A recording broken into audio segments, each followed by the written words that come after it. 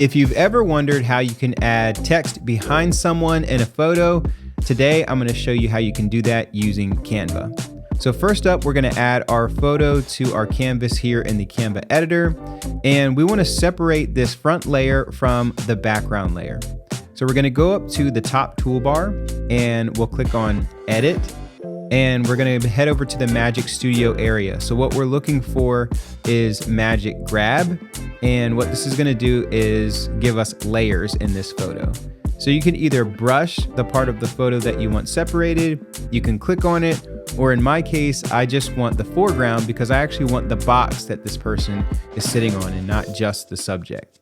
So once I have that selected, I'll click on Grab, and Canva is going to automatically separate this person from the background, and it will auto-generate by filling in the background that's behind the subject. So now I could move her off to the side and put text over here.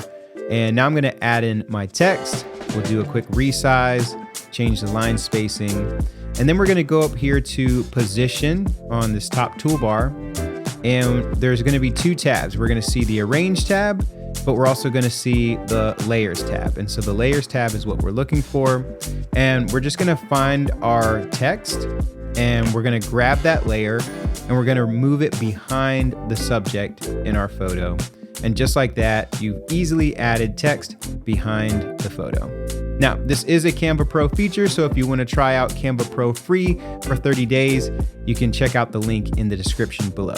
Let me know if you have any other questions.